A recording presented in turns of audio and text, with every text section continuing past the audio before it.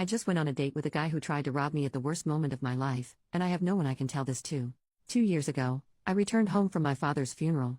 As soon as I opened the door to my apartment, a guy holding a crowbar came out from my kitchen holding my TV. I live in the city, so robberies are common. The guy began shouting at me and he clumsily dropped my TV and began holding the crowbar like it was a baseball bat.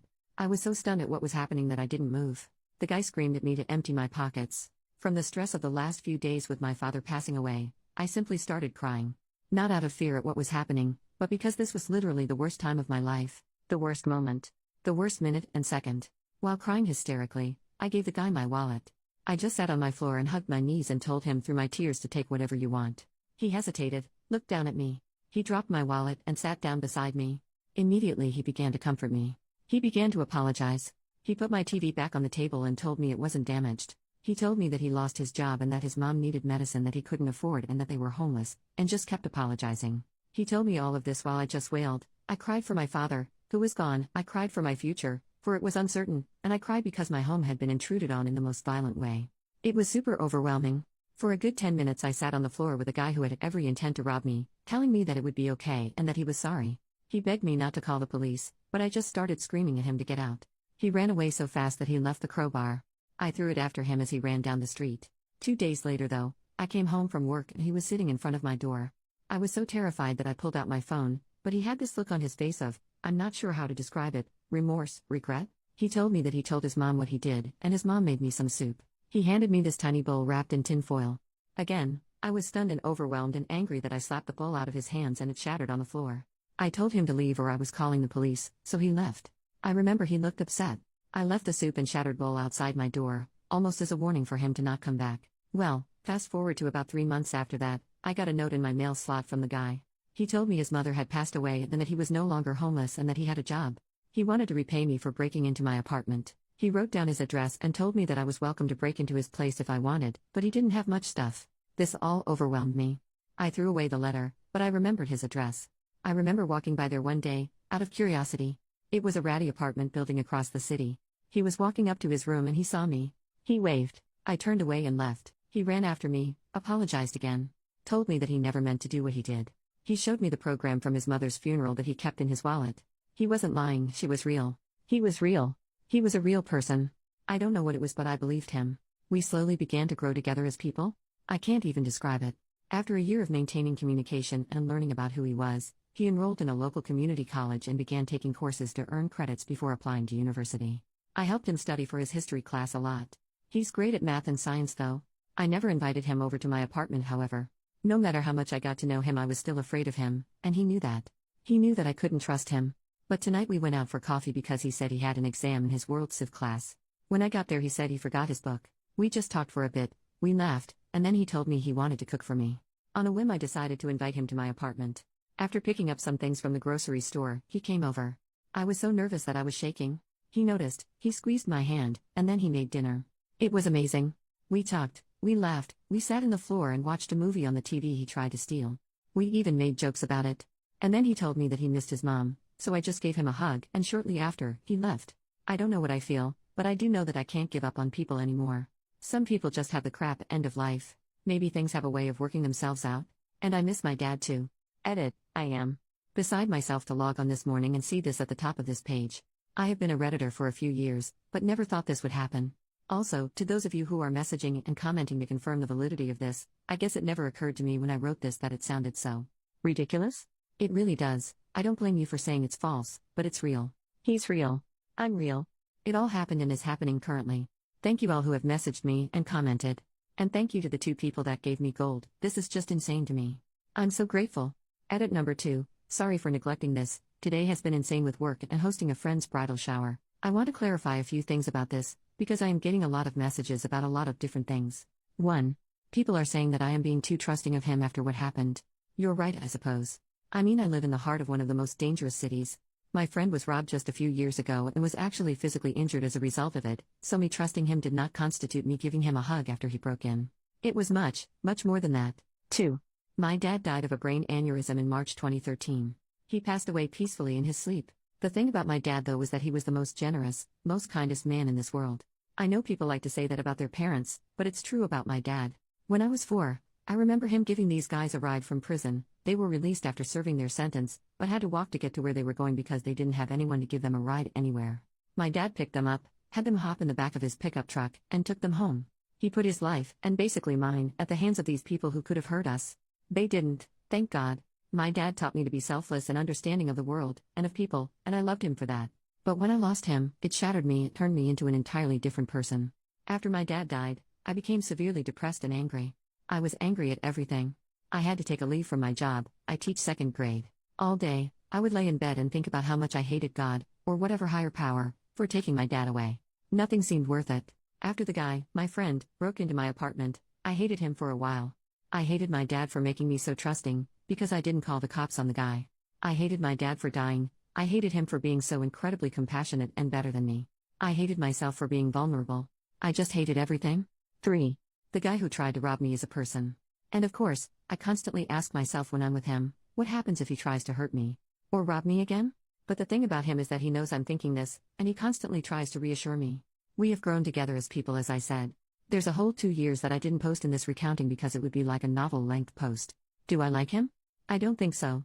I don't think he likes me. I think we both understand, respect and honor the other for our mutual struggles. We're proud of each other, and we're both guilty of things.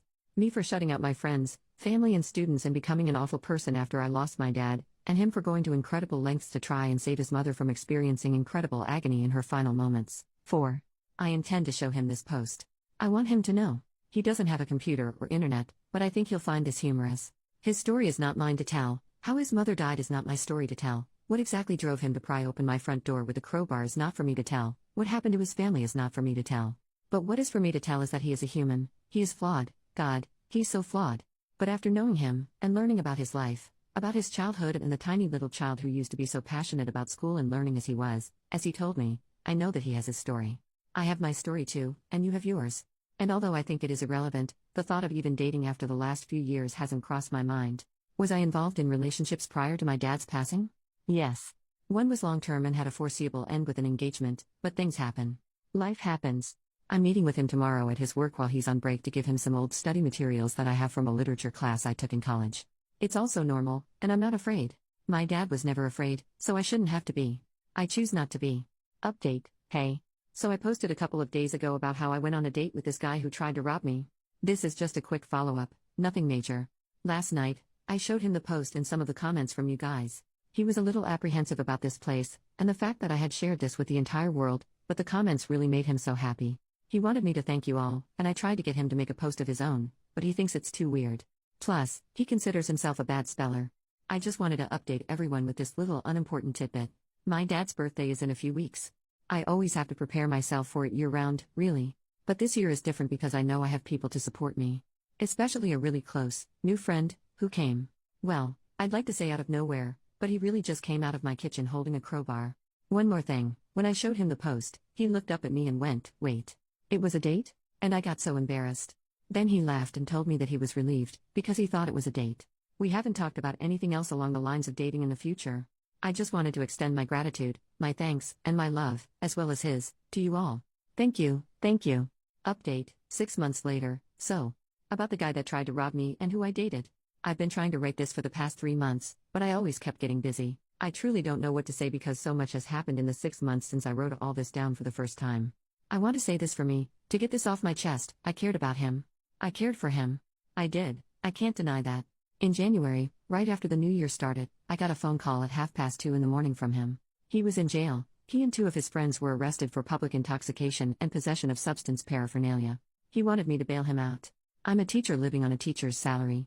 I said no, I couldn't, and this is when things fell apart. Before then he and I had been incredibly close. We spent Christmas together. I didn't have enough money for a plane ticket home, so I stayed in the city. He came over, we cooked and watched movies. Before Christmas, we spent Thanksgiving together. I helped him study. I helped him get his finances in order. He had no idea how to do taxes and how to do all of the adult stuff, as he said. But I noticed I started doing things I didn't normally do. He would come over in the middle of the night visibly panicked and ask if he could stay with me. I let him, no questions asked. I stopped asking questions because I wanted to believe that he was good and everything was fine. He started asking me that if others asked about him if I would lie and say I didn't know him. This scared me, but I assumed it was about work stuff. I wanted it to be his work stuff. He was released from jail about a week later. He didn't talk to me.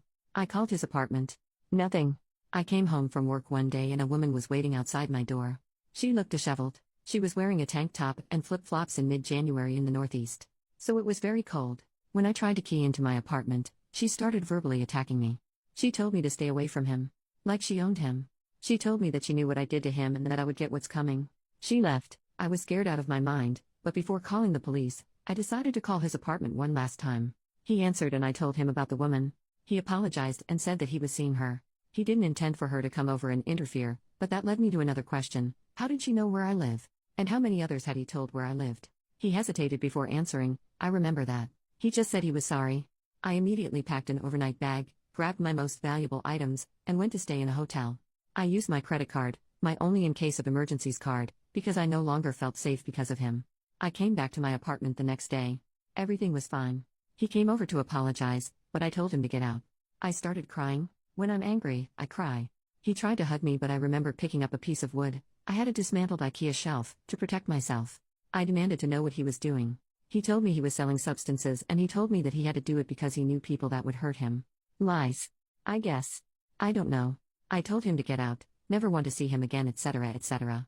He got angry, threatened to come back with his friends. I was racked with guilt for trusting him. He apologized again and said he was sorry. I was questioning everything about him. I pushed him out and locked the door.